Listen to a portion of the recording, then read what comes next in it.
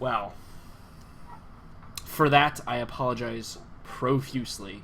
Apparently, somehow, OBS decided to kill all of my audio and microphone, so, I mean, there's that.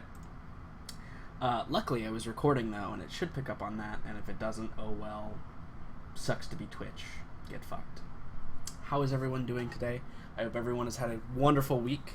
I know that I certainly have, and to that note, I have been working hard at work on this campaign, going to make a very climactic game. So, I hope that those of you watching on YouTube enjoy. I hope that you watching on Twitch enjoy. And that's all. I'm still awaiting one of my players, so I think that, as is normal when we're doing this, we're going to go over some things. So, let's go over. Let's see. What would be a good thing to go over? We did human gods previously. I guess we can do elven gods. So, this is only, of course, until my other player decides to show his head. Hold on.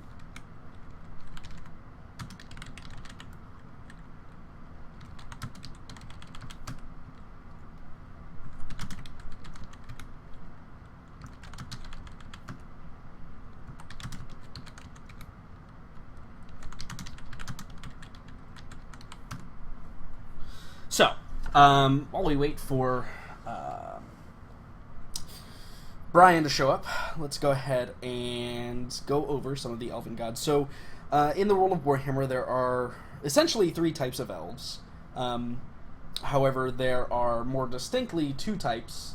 There are both good elves and both bad elves. And the good elves, called the Kadai, or the good elven gods called the Kadai, are worshipped by both the high elves and the wood elves. Those the gods that actually, or those elves that actually worship gods. In Elven, there is the Phoenix god, who is the king of the gods. It's kind of it's similar to a Greek setup when it comes to the elves. If you know much about Greek mythology, there is similar to Zeus. There is Azurin, which is the Phoenix god, king of gods. And then there's Isha, the motherly goddess of the harvest, who is his wife, and essentially has given birth to all of the other gods. And Asuryan is worshipped primarily by the high elves, whereas Isha is worshipped primarily by the wood elves for being the goddess of harvest. Moving down, their eldest is Kurnos, who is the god of the hunt, and Kurnos is again primarily worshipped by the wood elves, as he is probably their primary deity that they worship. He has a lot of ties to Tal, actually. In fact, those that believe that all of the gods are actually intertwined together, not necessarily they're just the same gods with different names for different cultures, believe that Kurnos is Tal. Moving down, we have Val, the god of smithing. Val is actually primarily worshipped by the High Elves because in the world of Warhammer, High Elves actually are extremely sought-after smiths. They can smith what is, or the substance called Ithilmar. And Ithilmar is an extremely light substance. It's harder than steel. It actually exists within the game. It is a possible thing that you can acquire as a player character, and it is quite advantageous to have. It works really well for those fighters who want to be heavily armored, but also want to be dexterous or dex based. It kind of fills that role there. Moving down, we have Morai Heg, the goddess of souls, also known as the goddess of death. Is essentially the Grim Reaper of the Kadai. There's Lilith, the goddess of the moon, worshipped primarily by the druid circles of the elven people, but also obviously held in great regard There's typically a great feast once a month during the fullness of the moon that is in honor of Lilith in both the High Elven and Wood Elven kingdoms. And then there's Hoeth. And Hoeth is an interesting god because Hoeth is actually one of the greatest gods in the eyes of the lore masters of the High Elves. The lore masters are actually they exist within the White Tower of Hoeth, which is essentially like the good guy mage tower that exists within the world. There's both a white and a black tower, both dedicated to the arcane arts.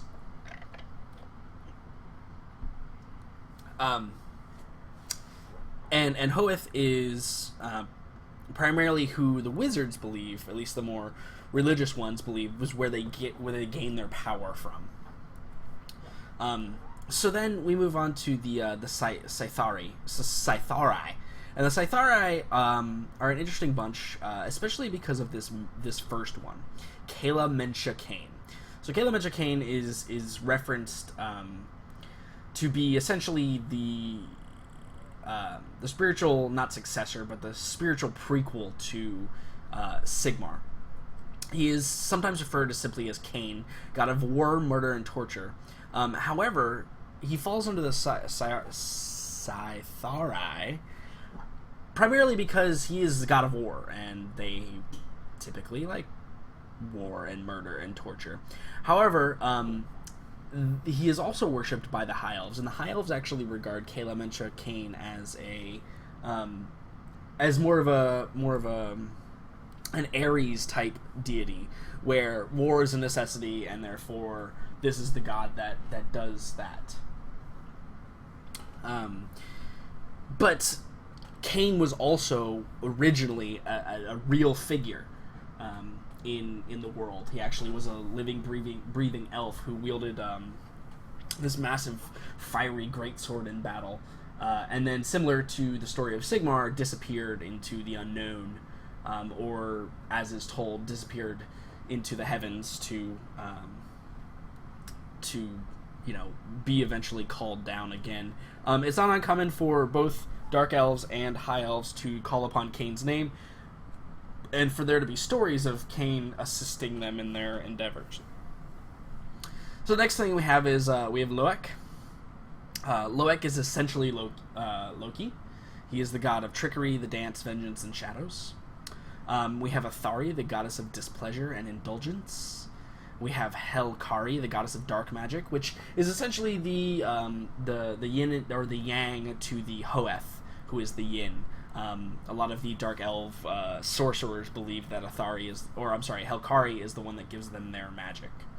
We have Erith Kial, the goddess of the underworld, and second to Assyrian, which means that essentially he is the second, or she is the second oldest, said to be Assyrian's first wife, who birthed all of the evil gods, whereas now Isha is the goddess who birthed all of the good gods. Assyrian is not as innocent as he may seem. There is Elilnil, many-faced god of destruction. There's Nethu, the guard of the underworld and son of Erith Kiel, which, we already kind of determined anyway. And then there's Anathrema, who the goddess of the savage hunt. Now, obviously, Anathrema, Kurnos, and Tal all work kind of incongruent with each other very closely. So it is one of those things that can definitely... like I said, there are philosophers that exist within the world of Warhammer that believe that gods are simply... There's only one set of gods, and they're simply just renamed by different cultures based on how they interact with them. In fact, in these said beliefs, it's not uncommon to find that there are people who believe that all of the gods are purely neutral and simply based on how they've interacted with the different species that exist and different races that exist in the world of Warhammer is how they've gotten their names from the different species. But if we ever get into a religious undertone in this campaign, I think we'll find out a lot more about that. With that being said, even with my ramblings, we have not acquired our last player, but that's okay because it's 6:12 and it's time to start. So I'm going to go ahead and turn on the sounds, bear with me here while this occurs. I apologize. They're probably yelling and screaming and kicking and doing all of the bad things they're not supposed to do.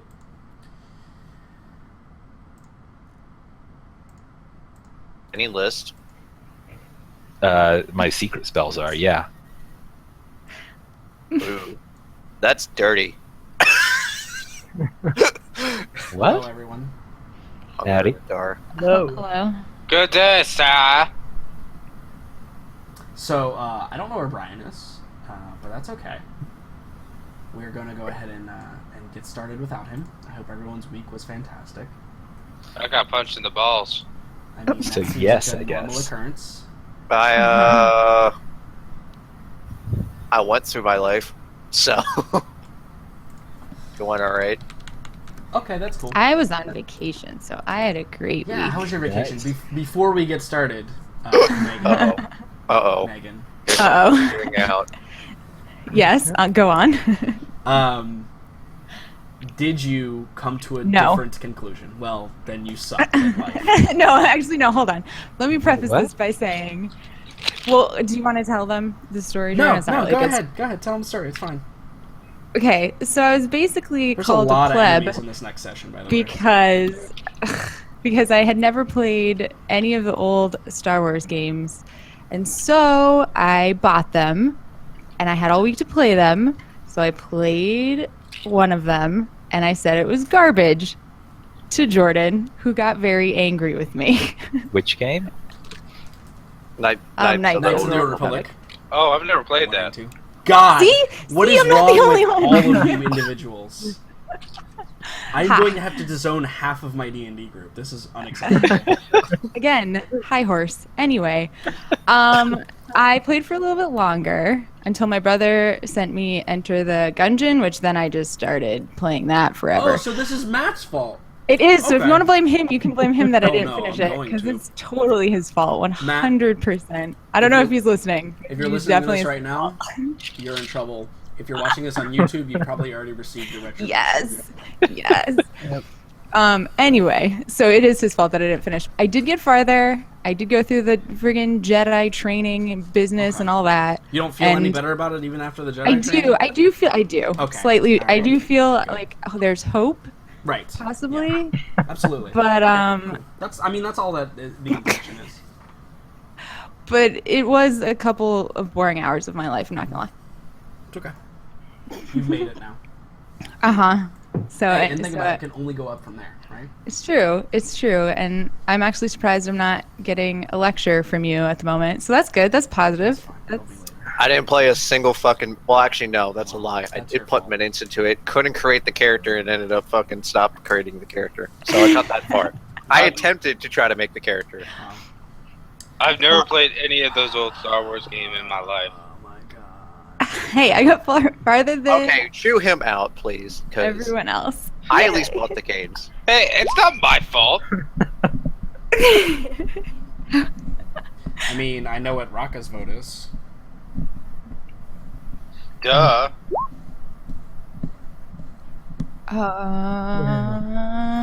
Oh, I thought it was going to be in large, Raka. No, haste is so much fucking better. Ace is pretty good. Also, remember, there's still a long rest that needs to be had before all that can occur. Oh yeah. Well, and 1600 experience. I'm not there yet. Yeah, I want my mindless rage right now. Cool. So, last week,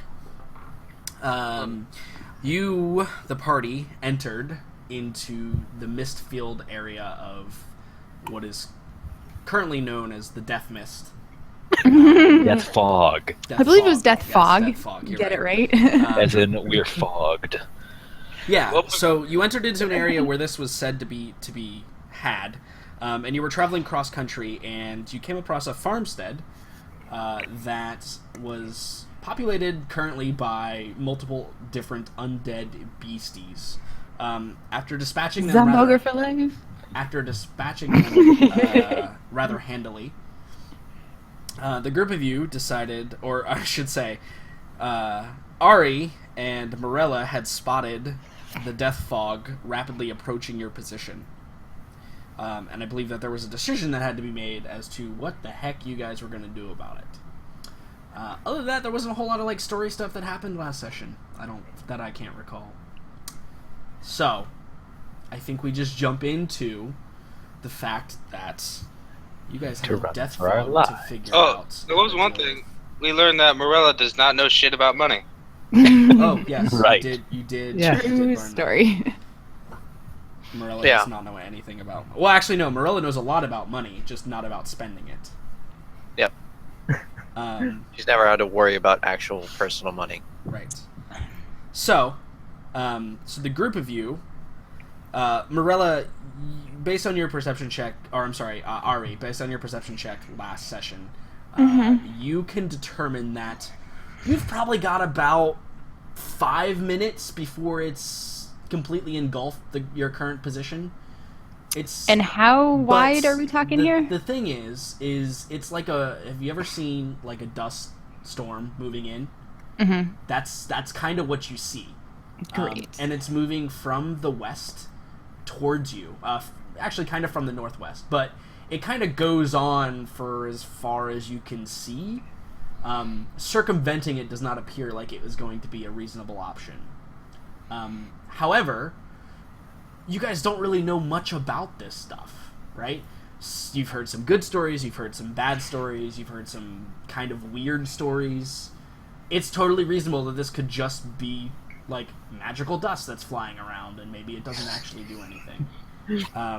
That seems likely, yeah. Or it Show of hands, could yeah. melt your face if you encounter it. Like, there's a lot of different things, but, like, so based on the fact that there's not, like, melted organic life forms scattered around and that you haven't seen, and you know you're kind of like close-ish to the center of this phenomenon, melting you probably doesn't seem like what it's going to do. It probably has some other properties. Like turning you into a zombie? Maybe, yeah. So we can call it zombie fog now? Great. I mean, you can call it whatever you want until you actually know what it does. Death fog, undeath fog. All of it. All of Yeah. it. I think if so. we Like another call option is fog there's Pretty also ponies, sorry, then go ahead, Milo. it'll be fine. The fog of pretty ponies, then Sure. In fact, Unicorns and in rainbows? fact, this is all just a trick. It's really just whatever you guys start calling it. That's what it's going to be. Like it could be the fog of giving me +3 weapons, and all of you get +3 weapons. That seems... Yeah, that's definitely going to happen. Oh, great. Cursed weapons, you always throw that up. But then, so the other option is there is a farmhouse like right here, right? Like if you thought that outrunning this may not be a possibility, you're still about a quarter of a day's travel, maybe like 2 or 3 hours away from Dorlesk. Which is in the direction of the fog or away from It's the fog? in the direction away from the fog. It is almost due away from the fog. Dorlesk is essentially to your south, to your southeast, whereas the fog is coming from the northwest. But hiding in the house means you're going to allow the fog to overtake you, right? Like that's what you set yourself up for, and whatever repercussions that has. It doesn't look, based on its motions, it doesn't look like it is like it's going to outpace you on horses if you move quickly, but I wouldn't suggest stopping and resting for an hour or anything like that. You know, it's basically come up Picnic in the on fog. you in the amount of time that it's taken to like deal with this fight and the immediate aftermath, right? we'll just have to like charge away from it for a considerable amount of time. Or go in the house. It's looking like those two options. Yeah. Do we think that the house is actually going to be airtight? Well, that's what Now- I'm thinking. Is this now like a understand this. rundown old house? This is I mean, medieval times. Understand that there's no such thing as airtight in medieval settings. yeah. So Yeah, I mean, so you have magic at your disposal if any of that would help you. Jericho's pretty much in favor of running. Yeah, Rocket ain't too happy about this either. Okay. Yeah. I think we're gonna get on our horses and Okay. So it does take you like a couple minutes to gather the horses. You guys kind of left them by the wayside, and there were zombies and giant wolves and other large wolves running around everywhere. Yep. So they scattered a little bit. So by the time you guys collect up the horses, all of you can very obviously notice the fog approaching, and it's kind of this yellowish tinged kind of haze almost, but it is, you can see it from this distance. It does appear to be like have you ever seen like a stop, or not a stop motion, a like long exposure cloud formation where it kind of like broils out from itself and rolls forward? That's kind of what the image that you're getting. It looks pretty thick up at the fronts. Around the fringes that you can see, like up top, it appears to be a little bit thinner, and maybe the sides are pretty far out, but yeah, I mean, if you had to estimate, this thing is probably about maybe a mile wide. But it's impossible to see how like far back it goes based on your location and direction. Okay, so we leave Hedwig behind, and she can tell us if it kills you when you touch it. Yeah, absolutely. Yeah, have her go scout in the cloud. Hedwig likes this plan. Not. I think it's very up for that idea. Surprisingly, you know. So running is still the option here, right? Yeah. Yeah. Cool. So you guys collect up your horses and you begin off at a gallop. Now, I know a lot of you weren't like super hurt, but if we take a quick look at our player characters, you've taken some bumps and bruises along the way. Where the hell are you, Raka? Where's your character? Is it below the horse? No. At least mine was returned. Still, Oh my god. What happened? Oh my god. What have you done to me, Jaden? You do realize that I'm going to have to like delete everything, right, to get all of that out. What? You've caused more chaos than you know. Yeah, because you can't like select. Yeah, I can. Well, I'm doing. I can't. Oh wait, I know what's wrong. Holy crap, I'm stupid. I'm trying to do it on my other account. GG. I don't have like all privilege access on that account.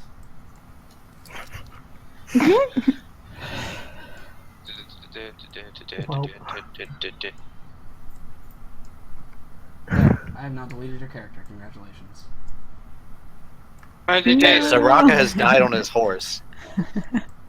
Or evaporated. Well, his horse, evaporated. His horse is still fine. Horse is fine. Yeah. Cool. He evaporated on his horse in the thin air. what the hell have I gone? You're still there. Have no I fear. feel like we need a larger box next time. We have so many things in the box now. Yeah, I didn't intend the horses were, you know. I would like to put in my defense that when I drew, I was drunk. That seems like the problem, doesn't it? There. It's fun. It's finals coming up. I need some stress relief. Cool. Awesome. So, yeah, you guys have taken some bumps and bruises, and you know you're pretty well off. You've burned some of your resources for sure. So, at the pace that you keep, I assume that you guys take a look over your shoulder every now and. You appear to be outpacing the fog, but not by much. You think that if you didn't have the horses, you might be in for a much worse time. But the horses are flagging a little bit. They definitely, when you finish this forced march or forced, gallop, they will definitely need maybe a day or two of rest. They're not going to be going anywhere else pretty much after Dorlesk, so it kind of limits your options of what you're going to do unless you want to leave the horses stabled in Dorlesk and continue on.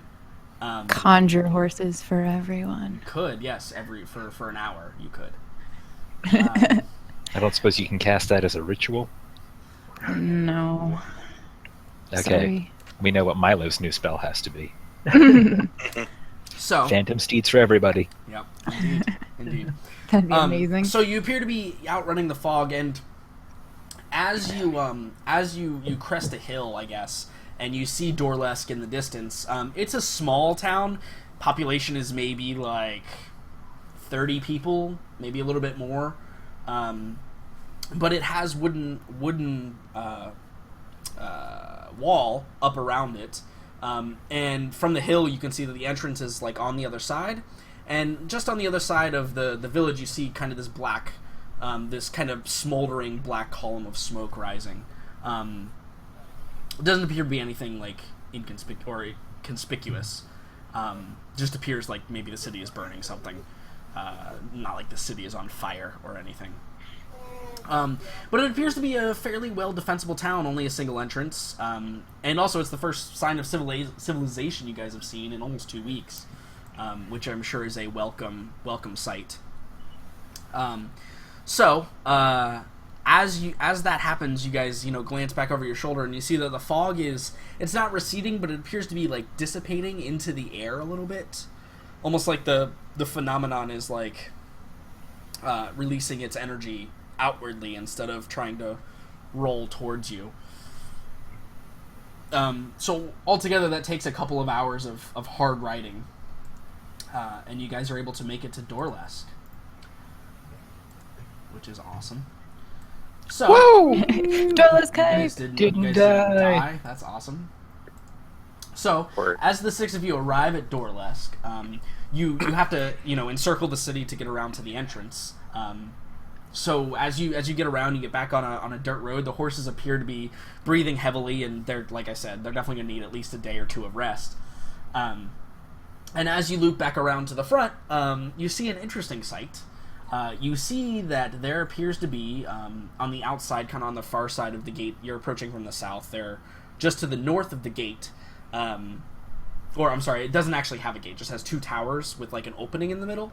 But to the north of that, there appears to be this large pile of corpses that appear to be blackened and burning, and that's what you saw smoldering from a distance.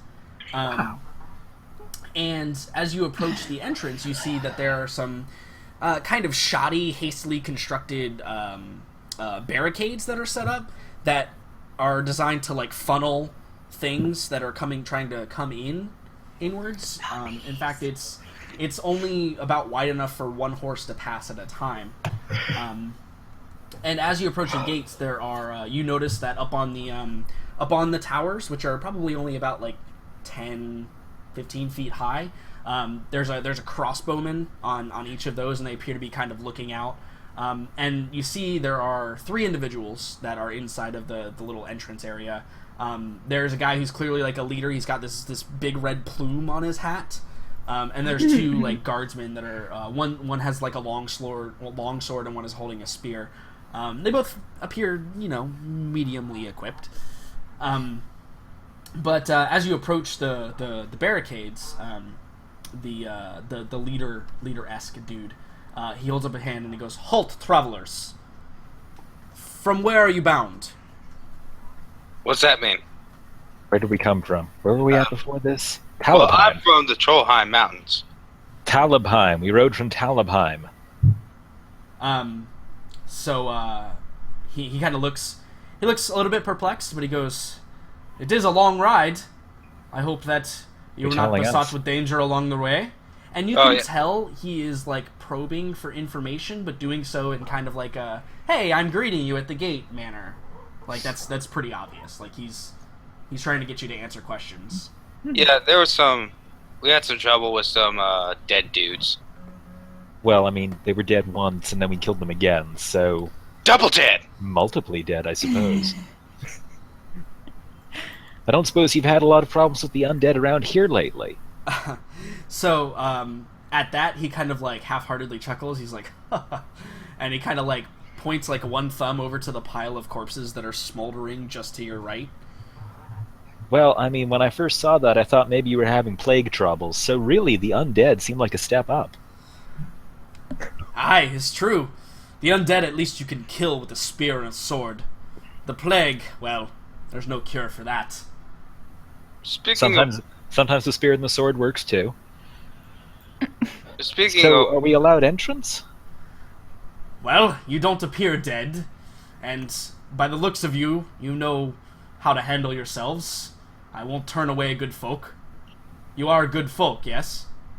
Oh, we're the best. Absolutely. I'm alright. Well, all He right is understands better than himself. mindless and dead. You may enter. Cool. Is there anywhere that wants to buy a sword? So you guys enter, and I'm going to move you to a map. Oh, it's been a long time since the town map. It has been a long time since a town map, hasn't it? We haven't really been in a town for a very long time, to be perfectly honest. Well, I mean, Talabheim is basically a town map on steroids. Yeah, I love my white horse. So everything, sorry. The only problem, Raka, I'll have to find you a horse token. The only problem is I can't get rid of the white background because I pulled the image from Roll20 and not from, like, Google or whatever.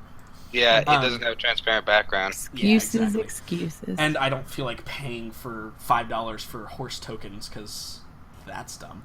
Anyway, so this is the town of Dorless. Like I said, you can see it. Maybe 30, 40 people live here. Everything that's labeled is labeled appropriately, so you guys can take that kind of for what it is. But as you enter, you can see that there are multiple people standing around the well. Just in the center of town, there's a large fountain. The fountain actually appears dried up. There's no actual water running in it. You see a large inn just to the right as you enter, with a small like house attached to it. To your left, you see that there's a large kind of like it's actually like a meeting hall, like conference area, probably where they hold like marriages and ceremonies and festivals, like when they celebrate holidays. That's probably where everybody kind of gathers. And then you can see just past that, you can see this large kind of important manor. But the manor looks like it is unused currently. Doesn't look like anybody resides in there. You can see kind of like the dirt kind of caked on the windows a little bit to kind of denote that no one is there. And then you can see like a row of shops that exist along that side, and you can see people plying their wares. Raka, you hear the significant banging of a blacksmith's hammer on an anvil. And you see that there's a large like barn, ostensibly where they store like traveler animals. That's probably where you'd stable your horses, and also where they keep maybe the farm animals for some of the farmers that bring their livestock to sell or whatever. You notice down to the south there appears to be like a training ground area where you can see some guards that have bows or have crossbows and they're practicing firing, and some have spears and swords and they're practicing hitting dummies and striking. There does appear to be a market down here in the south too, but it appears barren. This is probably where like travelers set up their wares, but it appears that there's no one currently here. And then there's the only other thing of note is there is the what appear to just be residents in the back. And from these houses in the back, you can see that most of the fireplaces appear on, because most smoke is rising out of most of the chimneys that are attached to these houses. So I think that's it about this. So what do you guys do when you enter town? I immediately go stable my horse and head to that weapon shop. Okay, sure, yeah.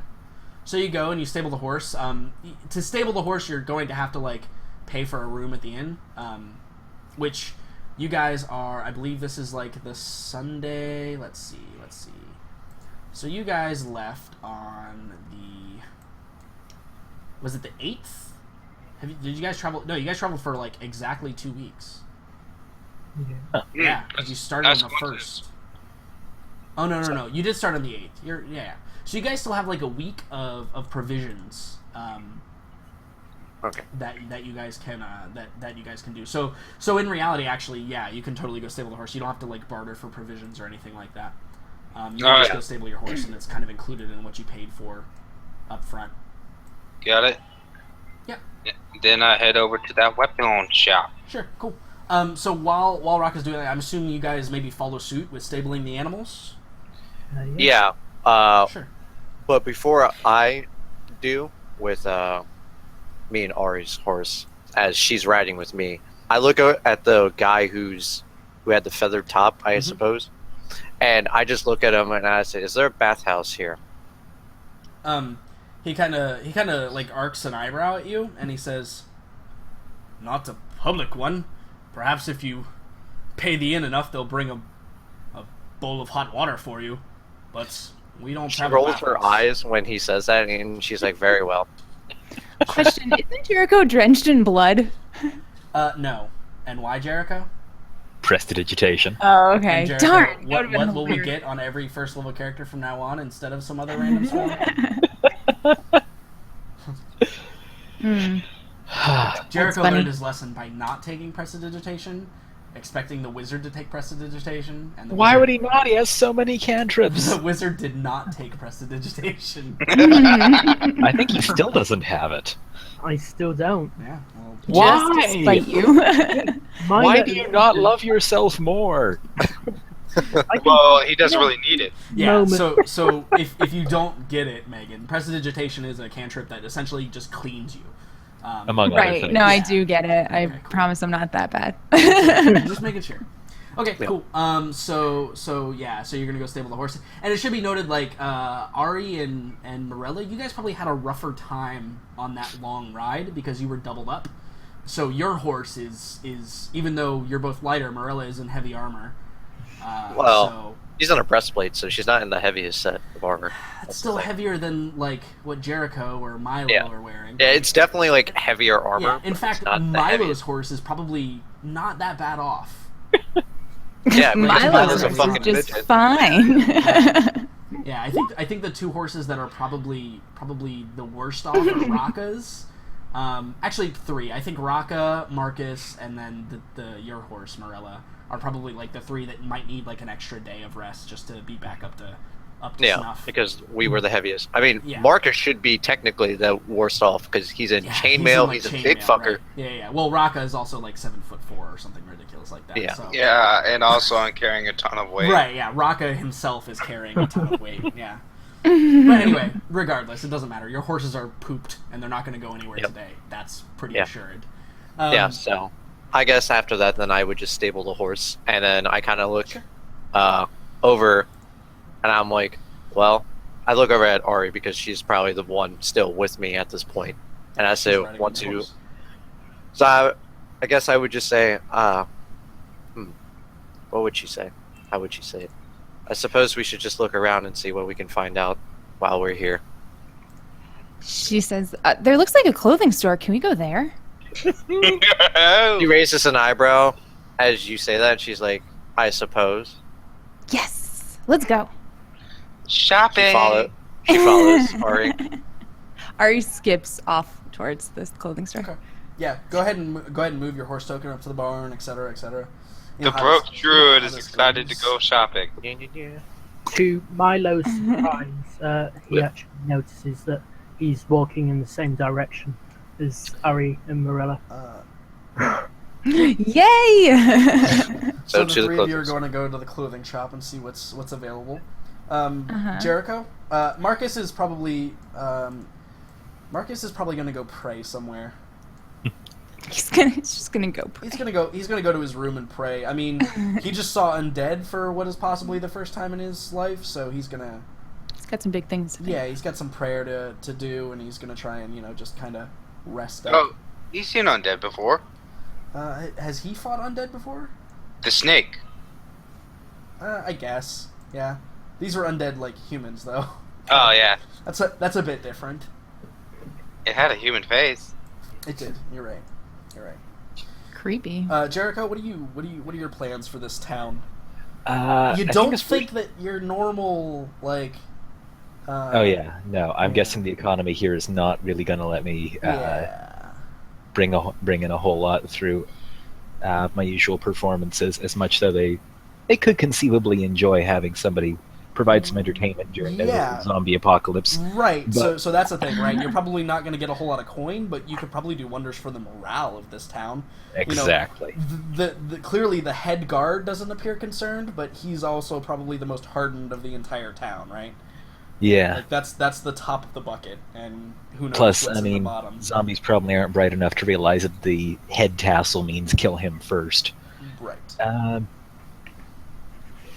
So I think possibly Jericho's first concern is just keeping an eye on the horses for a while, checking in with how they're being stabled and what their condition are, and seeing if any of them look like they're on the verge of death or anything. Because we have just been riding them for our lives away from the death fog, and they weren't exactly having an easy time before that. So, Cool.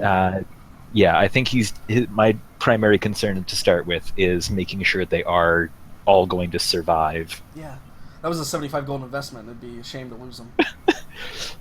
Also, living creatures that just saved our lives. Just Right, saying. yeah, or that. I mean, whatever. So I think Jericho, like when you're over there, like working, like checking the horses, making sure they're not hobbled, making sure their limbs are all functional. I think that probably at that point, maybe you're like in there like doing work, or you're checking one of the horses, and you hear like a small gasp, and you turn back to the entrance of the barn, and you see there's like a boy, like a stable boy. He's all kind of filthy and grimy, but he was carrying like a bucket of water that he now drops when he realizes there's 5 horses in his stables that previously had no other animals in it.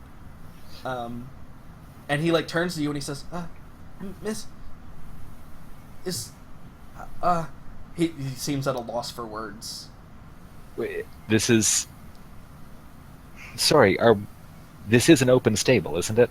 Oh, yes, as long as Master Artis, yes, you have rooms at the inn, yes? You do. Like you would have worked that out. Yes, no, that's fine. It's all settled. He like kind of looks, and he's like, and then like kind of like thinking out loud, he's like, I've never taken care of 5 horses before.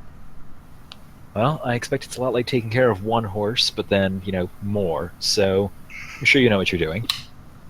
Yeah, he kind of like nods, and he like picks up his bucket with what water remains, and he's like sighs to himself, and he turns around, and you think he's going back to the well, probably, because he spilled a lot of the water out of it.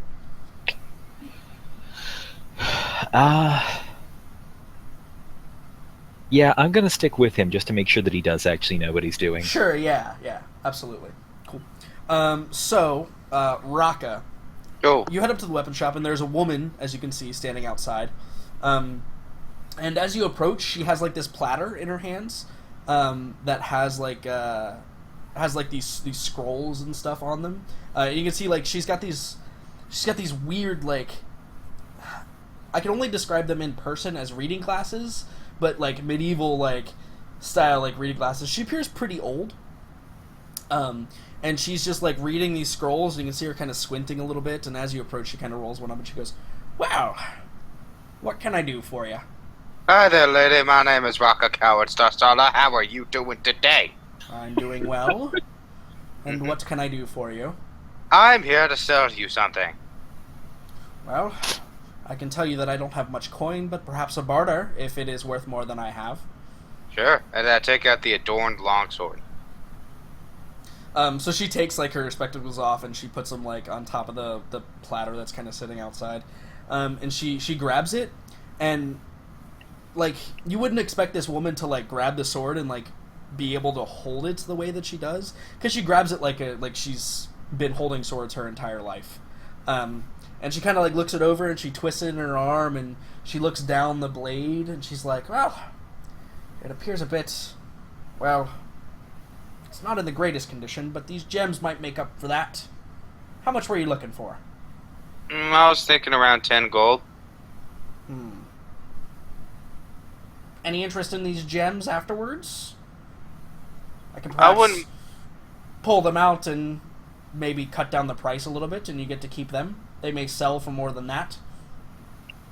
Wait, what? Sorry, again, my headphone cut out. She's offering to pull the gems out of it and pay you less, but you get the gems in return. You know what? Yeah, I'm good with that. Let's do that. Okay, yeah. So she says, "Oh, okay. I'll be about an hour, I think, to get these out." All right, sounds good. And she pulls out 5 gold out of her pouch, and she hands it to you. Yeah, do you have anything interesting in stock, by the way? Well, just the normal. I'm afraid that the guardsmen have taken all of my weapons, but I've got some well-made horseshoes, since that's all I can make nowadays. We might need to replace our horseshoes. I'll check, and I'll come back to you if we need some. She nods, and she says, "You might want to check with Burek. He's next door at the armor shop. He might have some things. I think the guardsmen don't prefer what he makes." Okay, thank you. Cool. Yeah, head over to Burek. So yeah, so you knock on the door, and this kind of big, kind of gruff man comes out. He's balding on top. He opens the door, and he kind of like looks around, and then he sees you. Don't know how he missed you because you're like 7'4". But that's just his interaction. He goes, "Hey, you're a big one. Thank you. What can I do for you? How rude of me. Come in. And he opens Awesome. the door Let's for you. go. Yeah. Inside of his shop, you can see that there's a lot of like heavier armors kind of lining the walls, and you can see why the weapon shop lady didn't like made that comment. A lot of this is not stuff that like regular guardsmen would be able to wield properly, like just kind of like town militia probably wouldn't be able to. This is like, like plate and like heavier duty stuff. And you just think the guardsmen may just not, based on what you've seen, this just isn't the style that they fight in, right?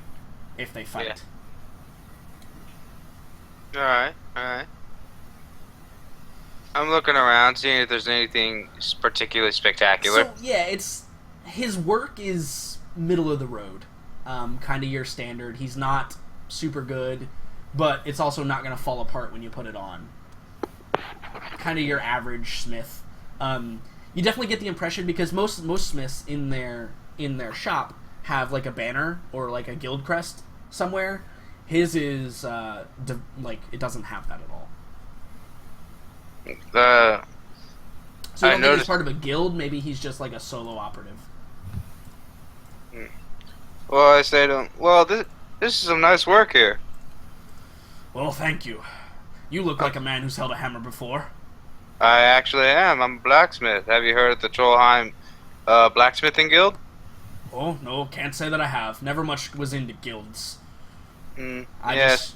I just ply my craft. Speaking of which, I have a question for you. Aye. Has there been any talk of people finding obsidian around here? Yeah, he kind of like looks at you and he says, "Obsidian? No. Mm-hmm.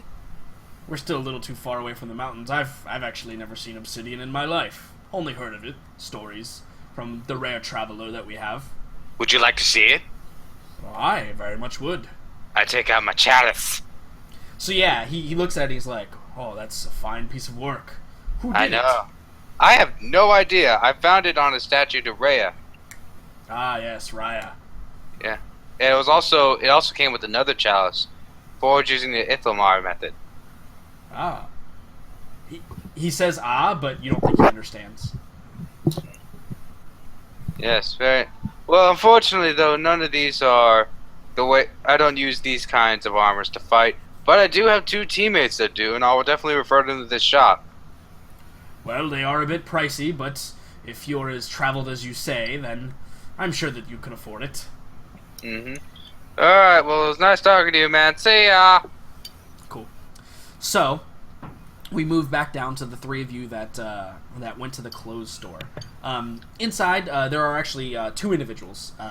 There is a younger woman with her kind of blonde hair, like braided down the back, and you see her like kind of inside, like working with a sewing machine or whatever. And when you walk into the store, it appears to be it's pretty blatant contrast to every dark and dreary thing around. There are just fine colors. There's deep greens and beautiful like sunset orange and just this really beautiful fuchsia single made dress. Everything in here looks really, really nice. Mostly designed for women, but there are some like men's finery clothes. It appears that the store like kind of focuses on like the finer things in life. Ari immediately walks in and is like, "Oh my gosh, it's so pretty in here," and just starts touching everything. Sure, yeah. And I think that like an older woman, maybe like the grandmother to the younger woman that is currently at the sewing machine, she kind of comes up and she's walking with like a cane and she's kind of hunched over. You can definitely tell from like years of bent over a sewing machine, or needles and whatever. And she kind of like, you hear like it's distinct like as she walks with her cane as she approaches you, and she says, she kind of like opens, like she closes like one eye to look at you guys better, and she goes, "Ah, what? Who is it?" Ari says, "I'm Ari. Your clothes are beautiful. I make my own too, but they're not as pretty as this." She kind of like looks and she's like, "You have a strange name. And what about you?" And she looks at Morella. Morella just kind of like looks at her and like maybe in like a snobbish way. Morella says, "I am Morella Fairheart. And you?" She goes, "I'm Beatrice. Just Beatrice." Well, feel free to look around. Try not to break anything. If I can help you in any way, just let me know. When she says try not to break anything, you hear something crash by Ari. Yeah, sure. So you like, just "Oh, like sorry, knock I'm over a just hanger or looking whatever, at and some things. clothes like Sorry." crash to the ground. Yeah. Yeah. Milo, you have not been acknowledged. Probably because she Yes, hasn't seen you. Used to it all the time, and I think I would. Morella doesn't like do what Ari does. In fact, she's actually very almost kind of like if somebody was dragged into a clothing store, say a guy, she has her arms crossed and she's like just kind of like standing there, like waiting almost type of deal. Ari's holding things up to her, being like, "What do you think of this? Is this one pretty?" She's just, and she answers, she's like, "Yeah, it looks fine." She's like, "Fine, well," and then puts it back. Sure. Yeah, so Marilla, I mean, like you know quite a bit about fine clothes. This stuff is pretty nice. It's more nice because of the technique, though. If they had real material to work with, like actual silk, then these would be really, really nice clothes. But at least the technique is worth like. yeah, like Morella knows like they're good, like the way it is, but she has no care for clothing. She's not a very she's not a girly girl. That's the thing about her. Yeah. She's not a very girly girl, so like she doesn't really care. So it's kind of like the complete contrast between her and Ari. Like here's Ari, the girly girl, and then Morella is being the exact opposite almost. Sure. So Ari totally puts, like, if there's a, I don't know, crown of flowers or something in the store, she totally takes it and puts it on. Definitely is, but Okay, it's good. actually a sash of flowers. Oh, perfect. She takes that and puts it on, like, Morella, and she's like, "Oh, now doesn't that look nice?" she like looks down at it and then looks at you, and she just raises an eyebrow. She's like, "I suppose it's not my style." Oh, I guess not, but I don't know. I think it looks nice. I want It would these two to suit have their better own on you. sitcom. It would suit better on you, Ari. Aw, so she takes it off and puts it on herself, and then she totally wants to go and walk over to the young woman you said who is back in the back of the she's store. like she's out. There's no back room to Oh, the okay. shop. She's just kind of like off in a corner working on the sewing machine. It's like one of those foot pedal sewing machines. So she's like pressing her feet down to like actually move the device around. It's actually a pretty intricate device. They're not common, like very uncommon to have a sewing machine. So, and this one clearly looks a little bit old, so it was clearly passed down. Right. So Ari walks over and she goes, "Hi, what's your name?" "Ooh, what's this?" And points to the obvious machine.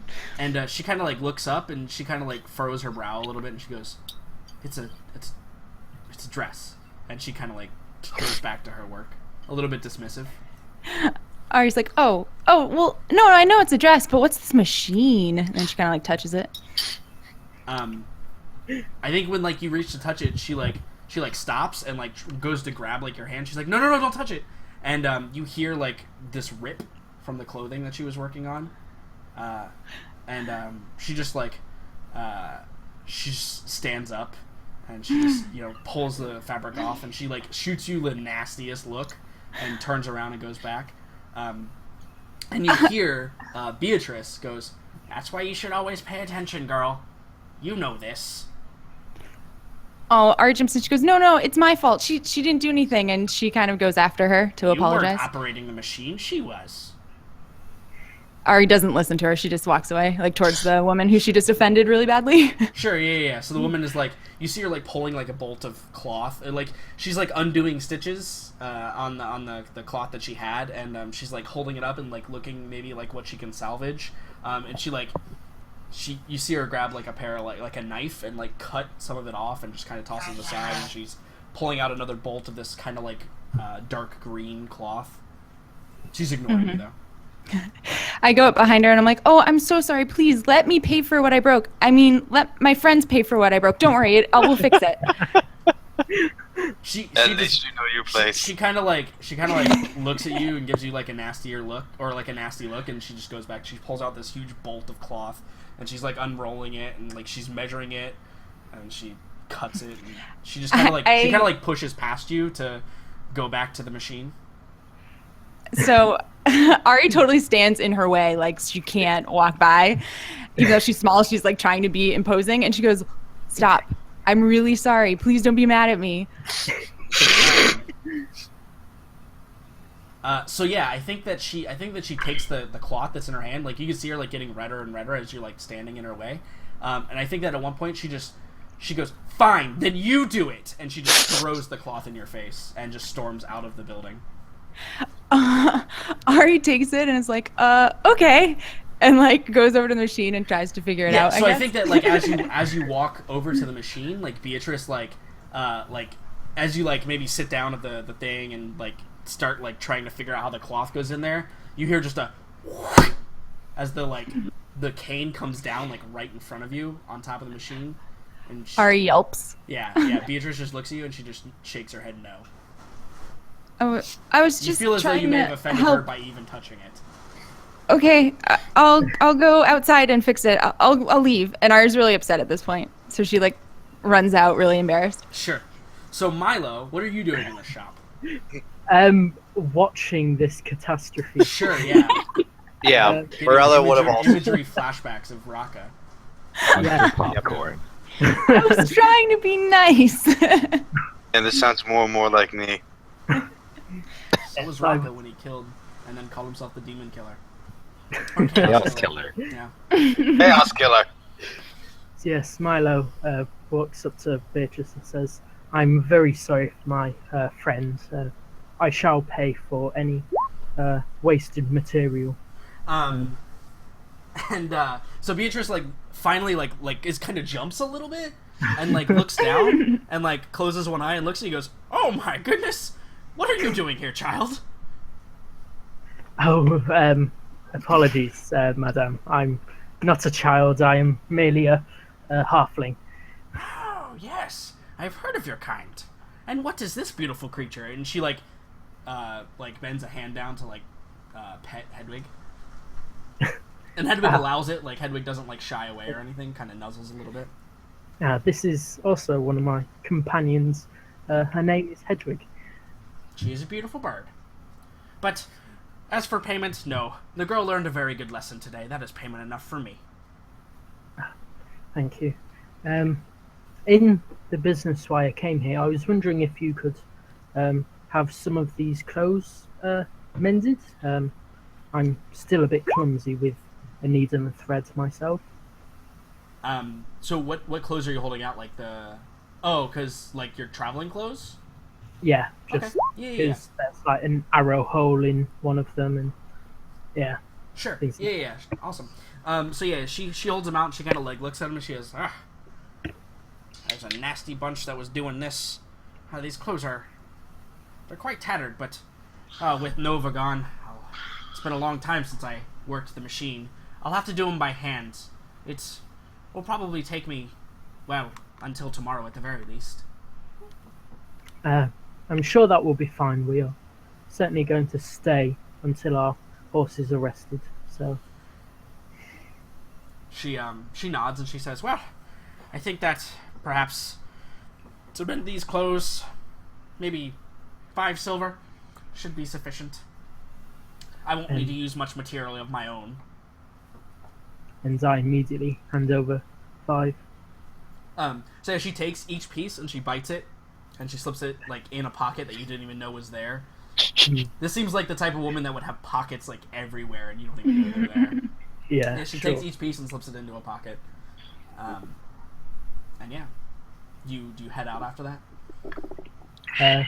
Yes, I would Cool. probably apologise again for Uri, but Cool. then head out. Yeah, Morella has already like followed Sure. Art Yeah, out I of the bet building. you guys are like off. So Jericho, you're hanging out with a stable boy. He appears. He doesn't appear inept. Turn a phrase. You're hanging out with that stable boy. Yeah, he doesn't appear inept at taking care of animals. Just that this is a little overwhelming for him, maybe. So like you see him like he'll put like hay in the water like trough and then have to pick it back up and put it back in the hay trough, and but he doesn't appear like he's going to kill your horses or anything. They all appear fairly well taken care of. Okay, well he's that's just a little like overwhelmed with the amount of work that he has now had after having zero. It's like Okay, on good Monday learning when your boss experience. walks in and puts a giant stack of shit on your desk, and you're just like, I had so much leftover stuff to do. All right. Well, I mean, obviously, while I'm there, I'll help him out. But Yeah. I guess if he looks like he knows what he's doing, I don't have to stay there for too long. So Yeah, he definitely will. He gets to the point where like maybe you fed and watered and like taken a couple of bad horseshoes off that you've had to take off, and maybe there's like some cuts and bruises that like he had like an ointment to like rub on them. This is all included obviously with your rent payment. But like you get to the point where like he's like laying down bedding for him, and he's got it pretty well in hand. okay.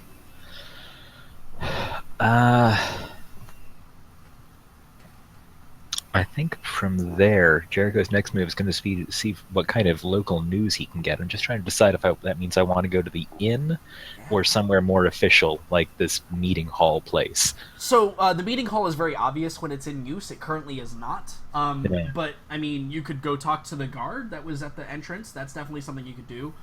Or going to the barracks to maybe talk with some of the soldiers is something you could do. Or you could just go knock on some doors, man.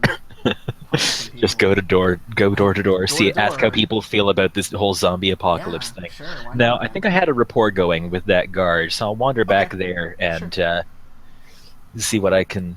Yeah, he's see still what we can standing there, kind of pacing. The guards have changed now in the amount of time. Like, there's two different guys there, but the leader guy is still out there. And roll me an insight check. No, roll me a medicine check. Medicine. Yeah. All right, that's fine. Everyone can trust me. I'm a doctor. The fact that no one challenges me on that is concerning, but I guess not surprising at You this are the point. closest thing to a doctor this party has. Well, actually, I would trust you as a doctor. Okay, so a 16's good enough to get the information that I'm going to give you. Cool. It appears that this head guardsman is suffering from severe sleep deprivation. Yeah, I kind of got the impression to look at him You that can tell his pupils are like extra dilated, and he's got like a little twitch like in his hand, and yeah, he looks like he probably hasn't slept in a couple days. Ugh. But his mental capacity, besides being affected by that, and like his social skills don't appear affected at all. So that could be either due to like really good training at some point, or he could be so far gone that he's normal.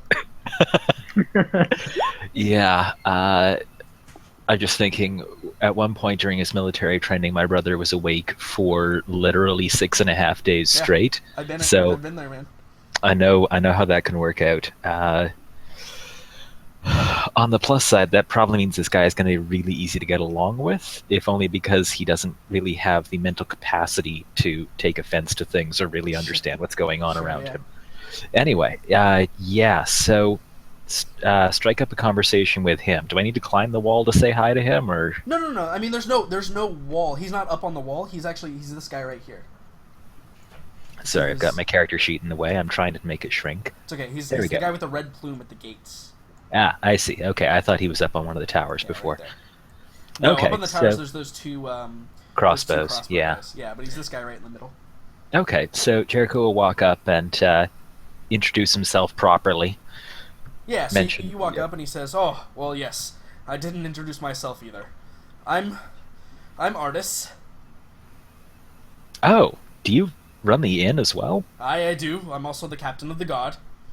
My God, are you the mayor as well? No, the Priest? The mayor. No, we don't have a priest. Haven't had one here for years. Doctor. No, we don't have a doctor either. Well, I guess that means you're as qualified as anybody. No worries. So, you've, looks like you've been repelling some invasions for a while now. He goes. Just Yeah, from the he looks kinda, of the guards and the heap of bodies out there. yeah. It's been a few more recently than in the past. Yes. We've also started to see some ghouls running around recently. That doesn't bode well. But my men are tough and they take regular shifts. They We look should like be able it. to repel them. You say whenever they recently, come. so are the undead just a sort of common hazard of this area? Well, when you live this close to the zombie marshes, yes, undead are not an uncommon sight. Zombie marshes. Okay, so what are the chances that Jericho's ever heard a story about those? So the zombie marshes are basically what they call the land that is all around the city of Mordheim now. Who built this city? Well, they weren't originally the zombie marshes, remember? They weren't the zombie marshes until after the event that occurred at Mordheim. And now they're just called the zombie marshes because of the hundreds of thousands of dead that reside in them. I'm not that familiar with Warhammer, so I'm just delighted every time I find these people just live in the most unrelenting hellscape imaginable. Yeah, and act perfectly normal. Yeah, it's like they would watch Mad Max and be like, that seems relaxing. Anyway. Yeah, they regularly come and wipe out the village every 2 weeks, but, it's a living. So, more than usual, do you think something's stirring them up? Anything to do with these ghouls, maybe? Well, perhaps it's that nasty fog. Haven't seen We that saw before. that as well. Yeah, it Does it- never comes close enough to the town to be a bother. But I've heard some That's- stories. Oh, what stories have you heard? Because Well, no one I've talked to has been able to agree on what it does. we had a group of Where it's merchants pass from. through here. They were a bit beraggled. I was unfortunate that I could not offer them some of my men, as I am also too few to count. But they said that the gases were rising from the marshes that surround the ruins. I fought in Mordheim. Collected even some weird stone for myself. You don't say. I was part of a Reichland band, but Do you... they were all wiped out. Yeah, I'm not telling Raka about the weird stuff. You don't keep that with you, do you? Weirdstone? I've heard dangerous things about what can happen to people who stay No. near it. I would never touch it with the bare skin. That's how you become creature of chaos. I've seen men mutated grow extra tentacles as arms. When you say extra tentacles, these people didn't have tentacles to start with. Right? He just shrugs. It takes all kinds. You're not concerned about any larger force of undead looming out there, then? He looks and he says, well, we haven't seen a force large enough to breach this perimeter yet, but it's not unheard of. We average about maybe 10 zombies a week, maybe more.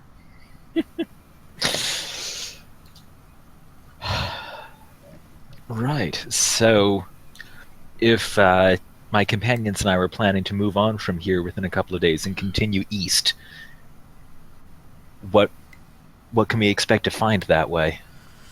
Well, east of here, and I'm just gonna show everybody because I have a map and stuff that I can do that with. Woo! He goes, well, east of here, you're gonna pass through, or at least alongside of, the Deadwood. It's a nasty place. Again, traveling along the road is actually not quite even as safe as staying in a city at this point, but we kind of sit on the outskirts of that. We don't have too many troubles. Well, not like Carlsbruck. Oh, I would not. You couldn't pay me enough to live there. Carlsbrook is bad. I'm just Again, me and you. I don't know where I you wish you could either. see my face right now because I don't know how to put it into words. But if you head along the road east, you'll pass through the Deadwood, and then eventually you'll turn towards Carlsbrook. There's a few other outlying towns, but most of them are overrun at this point. Why do people still live here? Where else are they gonna go? This is all they've ever known, their home. Okay, I understand it might be all they've ever known, but I think it's worth noting that if you went, for example, west of here, you could get to towns where all people have ever known doesn't actually include the living dead. At all. No zombies per week. That doesn't sound compelling to anybody here? Well, No. so yeah, I think he kind of looks at you and he says, he kind of says, he's like, well, no offense, sir, but not all of us can afford horses and to transport what we have on our backs. We've built everything that you see here with our own hands. It'd And be it's too much to give up. impressive, but... Huh. I wouldn't want to raise children here. Children typically don't make it very long.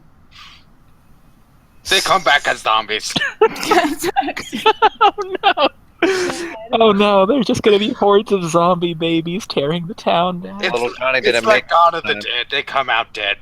Yeah, so I think he looks at you too and he says, there's a reason we don't bury our dead. I can imagine not. Yeah, the zombies get pissed when we do that. Well, for as long as we're in town, I can assure you that my companions and I will be more than happy to aid in its defense. I'm not sure there's anything else that we can offer to do right now. We have our own urgent business and a long way to go. So yeah, he kind of says, he kind of looks at you and says, well, can't say I've ever had someone offer their help before, but because I've seen your, yeah, see that? You hear that? That's foreboding right there, guys. You guys, Was that did you guys not hear thunder? the thunder? Yeah, okay. All right. Yeah. It wasn't totally clear. There was some kind of sound. I wouldn't have realized it was thunder unless you indicated. It was Oh my god. So yeah, so he says, but seeing you and your companions, I believe you'll be welcome aid. I can say that we've taken a few losses the past week or so.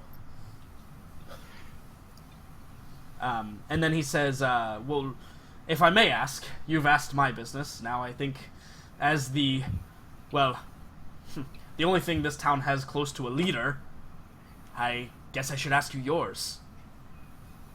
Where are Sorry, you bound?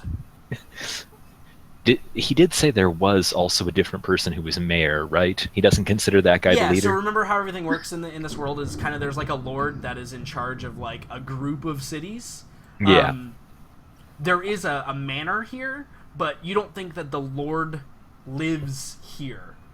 Like based Right. on what was like, do you ask him about it? No, it was just there was a mayor's house. Yeah, there is a mayor's house here, but it Nah. doesn't look like it. Like from the other lords' houses you've seen, it doesn't look, Right. It doesn't look like it's a permanent residence. Okay. It's a summer home when he wants to get away from 30 zombies per day. It's a little bit closer to the zombies than his normal home, but yeah. It's when he's feeling frisky.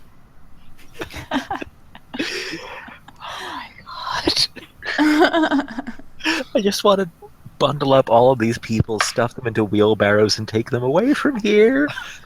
Just wait Make till better decisions in their lives. Anyway.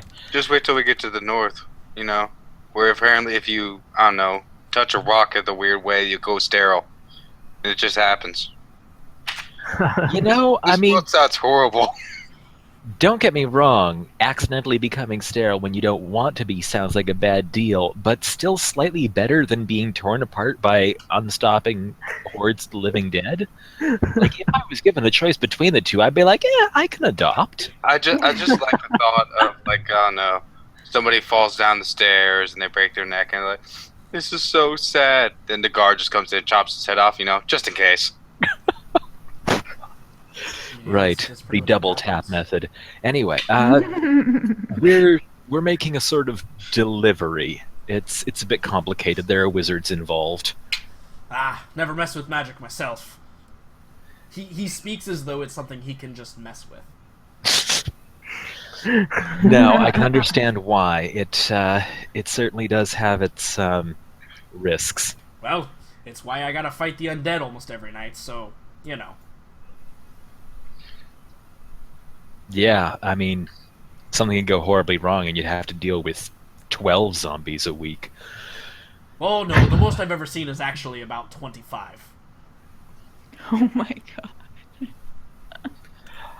It's a pleasure to meet you, and I'm so very, very sorry.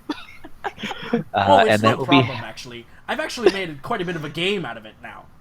Oh my god. Yeah, okay. Jericho might be stuck listening to this guy's stories for a little while. Yeah, but like, actually, do you no, try I'll and- cut him do off. you try and extract yourself from the situation, or do you, I was like... going to, but as he starts talking about, his old zombie war stories, because this is just the life he leads, because apparently this is his karma.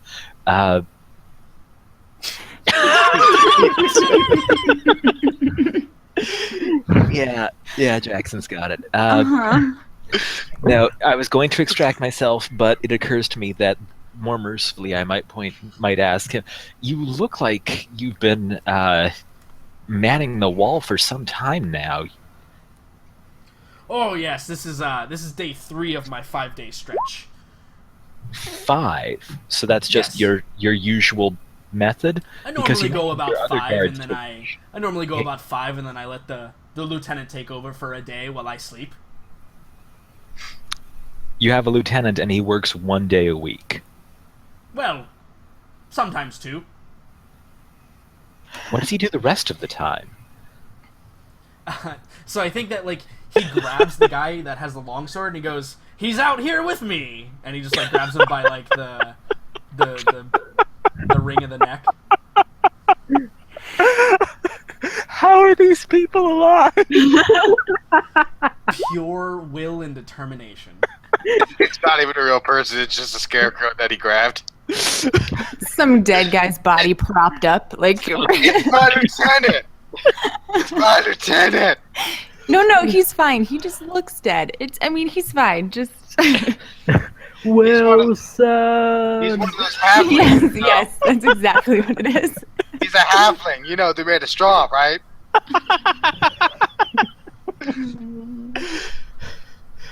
Oh Oh no, I gotta talk. Before we kill Jericho through laughter. Yeah, you might need to skip to somebody else because I am just overwhelmed right now with whatever gods So, pranked I'm sorry, humanity but- into existing on this world. Oh wait, hold on. Looks like my mom's come back from the dead. Hold on, I'll put her down. Right, yeah. He just walks outside and he goes, "Oh well, we didn't get this one," and just stabs his sword through the head of one of the zombies that's like slowly trying to rise. No, that doesn't happen. So Raka, you're gonna go over to the item shop, right? Yeah. Okay, so you get over there and there's a woman. She's kind of doting, kind of motherly, maybe late middle aged. And as you enter, she grabs like a plate and she brings it over and she says, "Here, dearie, have a snack." And she like holds it out. And it's got like little cheeses and little breads and little meats. She's offering you to take one. Fuck yeah, I take some. Yeah. So yeah, you grab like a handful of stuff and she's like, "Oh yes, very well." And she like kind of trots back and sets it down. She's like wringing her hand. She's like, "What can I do for you today, dearie?" I was wondering what you had to sell here, Miss "Oh, my name is Delilah." Delilah. "Why, yes. Ah. That's what my mother calls me, at least. Well, if she were alive." Okay, alright. They had to kill her about Yeah. 2 years ago. Ah! Why? Oh, the plague, you know. At least that's yeah. what they told me. Yeah, typical. My master was killed too, you know, beheaded by bandits, you know, whatever. Ah, yes, yes. Them bandits can be very tricky. Yeah, I know, they destroyed my entire village. Aye, well, I'm sure that eventually, hopefully after I'm long dead and gone, and she kind of like looks up and does like a, it wouldn't be like the Holy Cross or whatever, but like a symbol to some deity that's obviously a symbol to a deity. And she goes, "Oh, hopefully after I'm dead and gone, but you know, the undead will probably eventually burn this place to the ground." You know, typical. Anyway, do you have any potions? Well, I can say that I'm not an alchemist, but I do have trinkets and baubles. Awesome, I'll take a look around and see what's there. Yeah, so the stuff that's here, Raka, is a lot of like the equipment, like some climbing equipment, some like there's probably like a bag of ball bearings. Like if you look in the the equipment list, it's all that kind of like miscellaneous crap is what she sells. Poison? No, probably no poisons. Let's see, what else is there? She might have, you know, those like poultices. She might have some of those. I'll roll me a. Actually, you can go ahead and just roll me a d20, Raka. Okay. What the fuck is Darkest Dungeon? Yeah, no, she doesn't have any, unfortunately, of the poultices. In Darkest fact, maybe if Dungeon? You don't know what that is? Maybe if you ask about potions, she will say, "Oh, I had some poultices, but I had to give them to the gods. They took some injuries last night. I hope none of them turn. Yeah, that'd be bad. Is there anything We'd be forced to kill them." Yeah, you know. Hold on a second. I'm looking to see if there's anything I would want real quick. Actually, yeah, there is something I want. Alright, what's that? I would like some manacles. Yeah, I think she definitely has manacles. Yeah, I'll take some of that. Yeah, so Oh, so maybe like you ask and she's like, "Oh, yes, I have just the thing," and she like reaches down into like a safe box and she like picks it up and she crashes it on the table and she like throws it open. She's like, "Here's some manacles right here. This is what you're looking for?" Yeah, and I'll take 10 feet of chain with that. Okay, and she just pulls out 10 feet of chain and like hands it as well, and then she goes, "Oh, but be wary. If you manacle yourself, it's very hard to get out because they have like a bar in between them, so you can't reach the wrist of the other hand." And she says, "Oh, but just so you know, they will rub the skin off your wrist. In fact," and she kind of like looks, and she kind of like you see her like grab the manacle for a second and like brush some dust off and like hand it back. Oh, thank you. And then I hand over 7 gold. Yeah, she takes it and she counts it out very methodically. So, anything new happen around here? Oh no, just your typical days. Although it is nice to have travelers. I can say I haven't sold anything in quite some time. Oh, that's cool. That's cool. So, Delilah, your name? Ah, yes, and my mother before me, Ah. and her mother, What And about her before father. that? Or what? her father. Oh. Man, that's completely normal.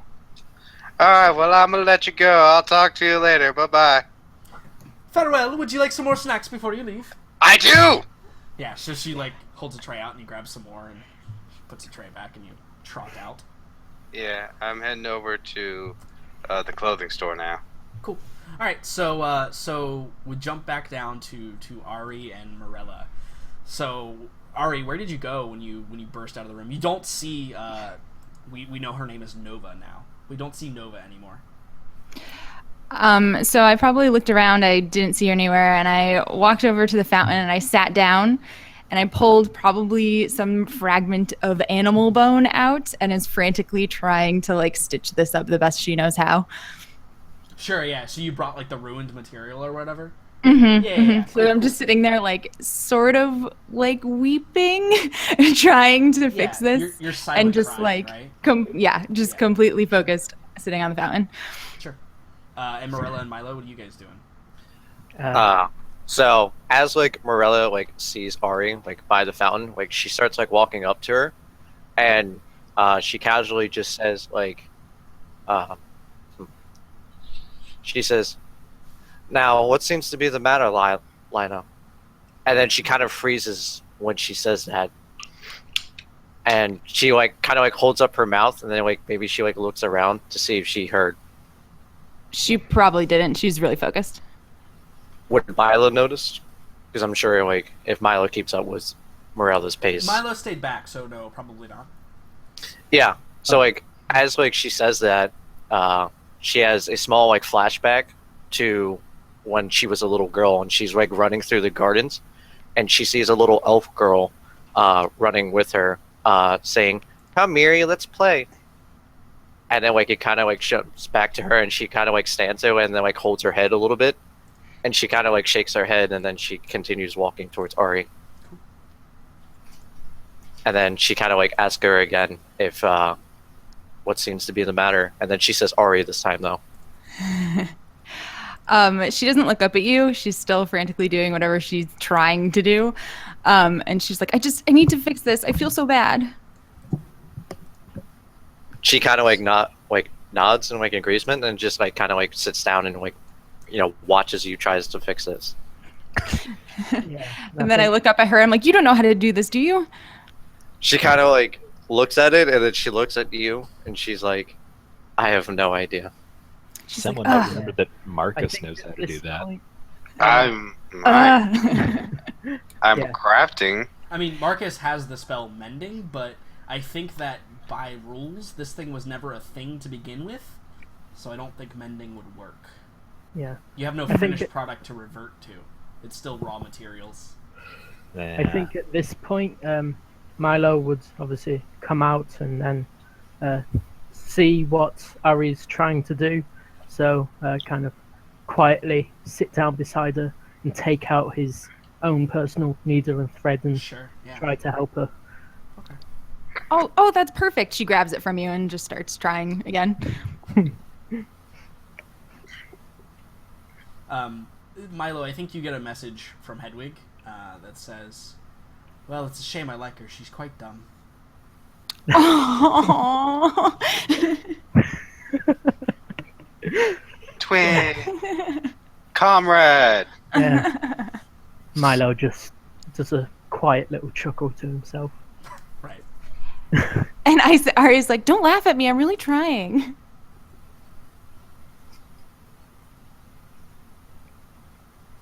So, what do you guys do anything else, or are we just gonna try and complete the clothing thing? Yeah, I think that's just a nice bonding exercise. Yeah, So. absolutely. And I think that Ari, I mean, there's a very low chance you're successful, and it won't Oh yeah, be, it's like, not right fixed. now, It's right? not fixed. Yeah, so it's just the imagery of you trying to like fix this, with Mhm. like Morella kind of like standing over you, and Milo kind of like sitting next to you, and Hedwig actually probably like leaps into the fountain and realizes there's no water in there, and she sends Aw. one last message back to Milo. It says, "Probably better. Probably catch a disease from this water." It's true. It's so true. So then, Damn, Raka, you Hedwig walk up to got the it. clothing shop and you go inside, right? Yeah, I have some clothes I need to sell. Sure. Yeah. You see the old Beatrice, and she's you can see her like she's like sitting at like a table, and she's like slowly like kind of methodically like stitching. I mean, you could recognize them as Milo's like travel clothes or whatever. Hi. She kind of like looks at you, and she like looks at like your chest, and then her head raises up, and she goes, "Wow, you're Mhm. big." Thank you. And I have shit to sell. And Would you buy them? well, not shit. Also, I'm not in the habit of buying shit. You'd have to talk to Audrey Also- to get those. that's a nice burn, lady. But I'll buy some clothes if you have them. Sure, and do you think you could also make me a cape? What type of cape are you looking for? I take out my monstrosity hide. Where did you... Oh, did you get that from the... Do you remember what creature you got that from? Because I don't remember. That, I think, was from the... What's it called? The Manticore, I The think. Manticore? It was like the wings, right? Yeah, Yeah. I think. Yeah. Okay, cool. Okay, cool. So she sets down what she's doing like very slowly, and she grabs the material and she feels it. She's like, it's rough, leathery, although it's not sun dried enough. And she like looks for a minute and she's like, Manticore, yes? Yeah. It was that or wyvern, but I haven't seen a wyvern around, well, ever. I haven't seen one personally. She's like, it might be a little small, you are a large fellow, but I perhaps could work with this. That's awesome. I also have these, and I take out the fine clothes that we took from Wolfsbane. Sure. Yeah, with the big hole in the middle of them. Yeah. Or like all over them, because he didn't dodge your blows, he just ate them like a boss. Yeah, I know it's tattered, and I know it's probably not worth much, but I'm just trying to get it off my hands. It's Yeah, made- so she looks and she's like, I can perhaps make some pouches. Nobles that come through are always looking for silk pouches. Won't be worth much, though. Yeah, I'm not expecting much. So yeah, she probably offers you like a quarter of the price on fine clothes. Which I think Yeah. are like 25 gold to start with. I'm trying to see. Fine clothes are... They're 15. So we'll say a third. She'll offer you 5 gold for the fine clothes. All right, let's do that. And yeah, so I think that she's like, wow, we could make this a barter. I make you the cloak, and you give me the fine clothes. And she kind of like thinks for a second. She's like, well, I'm not doing much of anything else. Call it even? Let's do that. She nods. Yeah, I'm have a cloak. Cool.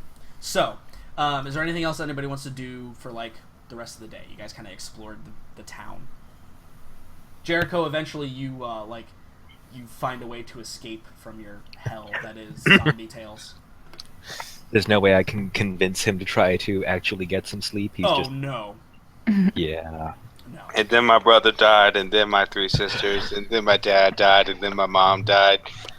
All of them over again. Yeah, Yeah, it seems like so the only thing he seems to skirt is you get the impression that he had a wife, but he doesn't anymore. Aww. Yeah, they all died before I was born. And any like prying questions kind of put him on the defensive. Yeah, So no, I you wouldn't. avoid that, right? Yeah. Yeah. Okay, so eventually I'll extract myself from there and go to meet up with the rest of the people, if only to say, this place is fucked up and we should leave, pretty much at our earliest convenience. Oh, what seems to be the matter with this town? So do you all meet back at the inn, I assume? Yeah, I'm sure we safe. will. Yeah. Go ahead and move yourselves there. Yeah. I said, whoop, damn it. Alright. So you're sitting around the inn. There is one like serving girl that is like pacing back and forth. She's basically running the place because obviously the owner of the establishment is the captain of the guard. Captain of the outside. Right. Mhm. Yeah. In fact, Jericho, you kind of get the impression that that one day he doesn't work, he's probably running the inn. Oh my God. How is he alive? No, man. Who knows? Really good Adderall. All Like- the Adderall. Or weird stone. Uh-huh. Like- Yep. Milo, if you know that sleeping spell, I'm just saying, might be a favor if you cast it on the captain of the guard. Did somebody say weird sound? No, nobody. I did. definitely didn't mention it. Yeah. Not while Raka's in the same building. Nope. Universe, Yeah. maybe? No. So, yeah, they think that 10 zombies a week is normal and actually makes them pretty lucky compared to some of the other towns around here.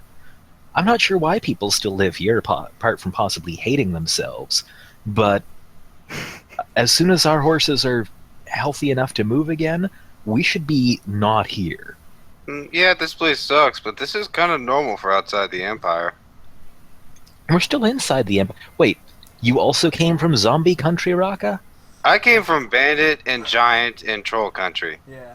Well, that's fine. When those die, they don't come... Well, I suppose trolls do sometimes. But most of those things don't come back after you kill them once. Yeah, but again, they're constant. And I mean, if one of your friends dies, they don't turn into a bandit. No, they don't. Master didn't really come back either, But his head was gone, so... I understand that works on zombies as well. How's everybody else doing, though? Ari doesn't answer. She's like weeping into her whatever she's drinking. Ari's crying. So, We've Morella's had a like bit of an this, like it just emotional looks time. over at Jericho. Ari had a bad experience at the clothes store. Really? Mine was awesome. Oh no, what happened? One thing led to another, and You're pregnant? Oh, God. I wouldn't say that, but no. I wouldn't say that. From a certain point of view, I suppose. Pregnant with guilt. Yes, she upsetted one of the workers. That's impressive, given what these people apparently think they can shrug off. Was it something big? I'm not really sure. And she kind of just like looks over at Ari, and she's like, "Perhaps you can tell it better." She's like, well, I was just trying to help, and then she ripped the fabric, and then she was really mean to me, and I tried to follow her, but then she left, and I don't know. Man, that sounds rough. I think. Right? I know. Really harsh. Yeah, I think that's harsh. Whatever you were just talking about was completely unfair. Yeah, I agree with you. Guys, you guys made me feel better. Thanks. I agree with you on all matters implicitly. She gives you kind of a weird look. So, our horses are half dead, but I think they're going to recover. The stable boy seems not incompetent. I'll keep an eye on them. I don't suppose, Ari, you have any kind of particular aptitude for restoring animals? I mean, Would I? Question mark? Yeah. Animal handling is the skill that would be used to like take care of animals. It's like you're handling the animal. Yeah. There's no mend horse spell? I'm just gonna say, I don't think so. Regular healing works on them, and like there are spells like lesser restoration would probably remove exhaustion from them. That's something, yeah. Right? Like that's totally a thing that you could do. I mean, it's not like I'm expecting to use more spell slots today. Dun dun dun. Yeah. Was there no thunder roll for that one? And then the I think zombies the storm attack. has actually stopped now, so you guys might be okay. Yeah, I'd not be a great idea to be using all your spell slot. I will politely remind you, Jericho, you just talked to the captain of the guard who is basically expecting a zombie attack every night for the foreseeable future. Yeah, no. I'm pretty sure that we're going to have some zombies to fight tonight, and, well, every other day we're here. I mean, the guardsmen look pretty capable. Like, Okay, they've been yeah. handling it, right? They seem to have a system. We'll see about that. One thing that I would have asked the guard captain while I was trying to escape from there, and possibly while I was trying to convince him to not stay up for 5 days a week. Yeah. 6. Right. One day off. Do the zombies only attack at night or during the day? Yeah, no, he would have said that almost every attack comes during the night. But he insists on still being up all day, every day anyway. Somebody has to, like, tell the guards what to do, man. Stand there and kill... Oh, never mind. Yeah, I left that. Left it behind. I'm not going to think about it. A giant teleportation circle for everyone in this town. Man, you'll need a teleportation circle that's much larger than just this town. Well, we can fit people into... I mean, we can bring people to it. The first town you've come across that is really affected by, like, anything external, right? Oh, God. Yeah, okay. Anyway, I offered our help on the basis that I'm pretty sure if this place is attacked by zombies, we would join the battle whether we had offered or not. I just wanted him to know that we were here, and, well, if nothing else, we're damn good at killing things. Oh, I'm awesome. Right? I mean, I'm not sure how broad our skill set is as a team, but I feel like killing things is something we have proven we can handle, so... They might want some assistance with the zombies. They say it's been bad lately. Other than that, I mean, they seem like stunningly cheerful folks, don't you think? Ari scoffs. All right, maybe not all of them. But, I mean, I think all things considered, these people are pretty impressively upbeat. You certainly do have a determination about them. I tap Art on the shoulder and go, "You should go see Delilah." There's a what? Who's Delilah? This chick at the item shop. She's awesome. Why is she awesome? Just go there and you'll see. I hope she's better than the other people I've met here. Oh, she is. Okay. What? You couldn't give us like a hint about what you're talking about here, Raka? Well, other than she's awesome, I don't see why I need to say anything else. Would she be at the inn? Question mark? No, probably not. And it's late, I should mention. Like, by the time all of this is going down, it's like probably 9 at night. So everybody's kind of So- settled down and resting. Mhm. And, you know. How long do we think we can risk staying here? I mean, the horses aren't going to be ready to leave tomorrow, I expect. Well, so like the other thing is like a couple of the horses might be ready to leave tomorrow, but those 3 that I talked about, like 2 of the horses, yours and Milo's, will be 100% by tomorrow, but the other 3 may not. But like I said, you can always just remove exhaustion on them. Oh yeah, Ari, Mm-hmm. I have a present. You have a present? Present. What is it? I give her the quarterstaff that's also a druidic focus. I thought you were going to be manacles. Oh my god. Not so much a present as a proposition. Oh my Yeah. Raka's starting his very own sex dungeon. Yeah, like I told you. You Hold give up your her, hand to Pound close might your already eyes. have one, but that's Um, fine. what was his name? Bearclaw? Was that his name? Sharptooth. Sharptooth. Yeah. You give her Sharptooth's staff. Mm-hmm. Okay. Would I recognize it as his? Oh yeah, absolutely. You wouldn't unrecognize it. So you hand it. What does that mean? Anyway, so you hand it to me, and I'm like, oh, and then I realize what it is, and I drop it on the table. Do you not want it? Yeah, it's, Well- it's pretty offensive to you, Ari. Yeah, I'm like, no, I don't want it. What Oh, exactly is happening here? okay. And then I pick it back up and put it back in my backpack. Ari like dusts the table, like where it was, as No, if wait. there was something on the table now. Was something was wrong that? with that staff? She's like, Raka, well, where did you get that from? I You took- know where he got it from. Like everybody knows where he got Oh, it. we from. No, I know. I recognize want it him on to sight. explain Yeah, it to absolutely. everyone. It's only been like what, a week? I took it from, the fucked up dude with the sharp teeth. It kind of like when he says that, like Brella just goes, "Oh, okay."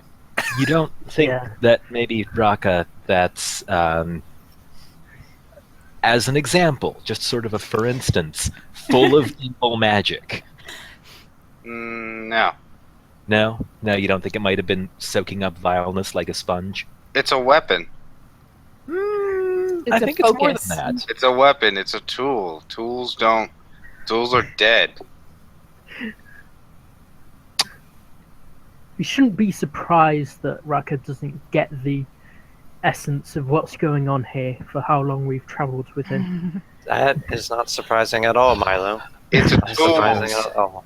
It's Yeah. only evil if the person using it is evil. Yes and no, Raka. We'll just leave that at that and agree to disagree. Fine, I'll sell it later. Yes, get it out of here. Sell it immediately. Is selling it enough? I mean, it's not going to. I'm already being hunted by one sort of not. Hey, I don't. it's not We've just already you. got Blue Eyes coming after us. I Yeah, don't even know how we provoked that to start with. yeah. I mean, look at this, and I take out my wanted poster.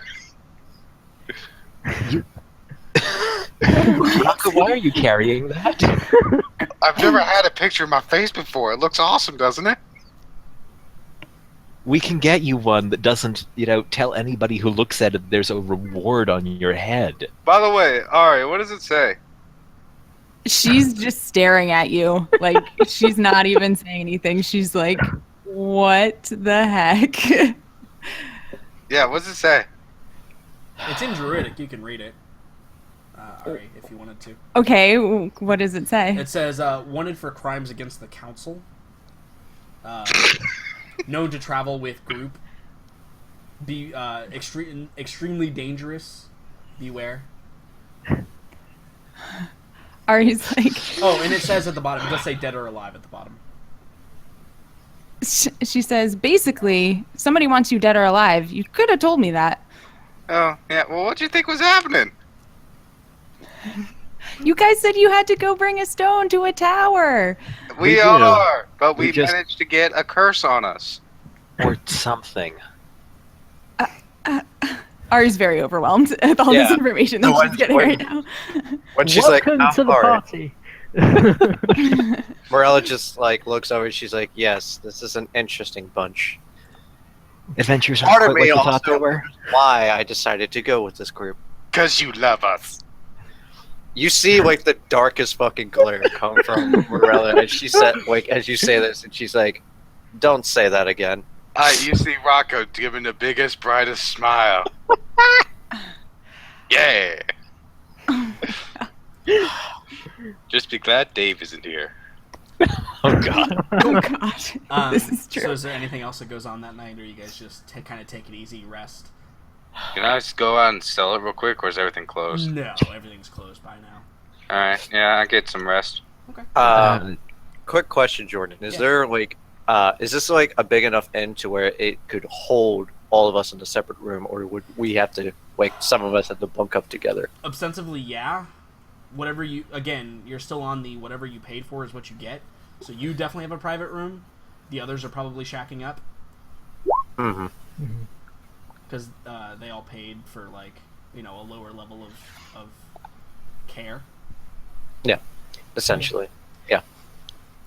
But yeah, you could definitely get a private room. There's probably only one private room in this size inn, to be perfectly honest. It's probably one of these windows that you see. Yeah. Okay. Then I guess, like, you know, like, maybe, like, that conversation comes up, like, before, like, who's staying where, yada yada yada. So I don't know how you guys want to handle that. Like, who's in what room, who's in this yada room. I don't care where, as long as I'm not alone. Yeah, I mean, I think that the normal procedure is you're, like, in your own room. Raka and Jericho typically bunk together. I think Milo and Marcus probably bunk together. So Yeah. Ari would probably bunk with one of those two groups, I would think. I don't think Ari's going to be... Unless, Ari, you, like, go to sleep outside or something. That's totally up to you. I was probably thinking of going to the barn Yeah, sure. Go sleep in the barn. Absolutely. with Hang the up the horses. horses. Yeah, To make no, them that better. makes perfect sense. Hmm. Yep. Cool. And hope that I don't scare the bejesus out of the stable boy. Yeah, he's probably asleep by now. in the barn, of course. Yeah, and he probably doesn't mind you. Like, he looks, like, opens an eye, and, you know, he recognizes you because he saw you all come in.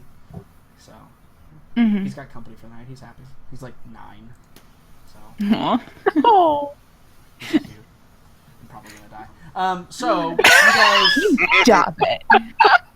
But now I'm there to protect him in the barn, so we're good. yeah, no, that's very true. So I think that you guys want to take like a 10-minute break here, and Sure. let's make it 5 minutes. I don't want to take a full 10-minute break. Yeah, let's do that.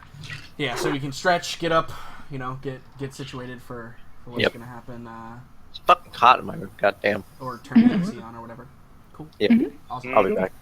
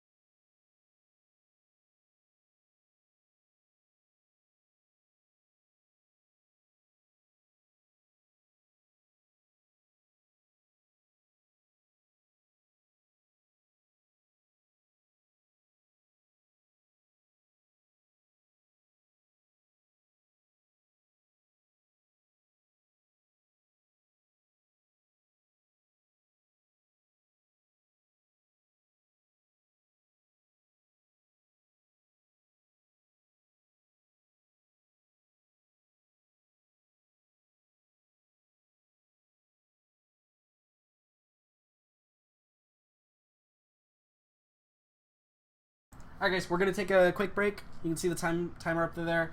I'm gonna turn some music on. Go up, get a drink, go pee, and we'll be back in just a moment. Hope to see you.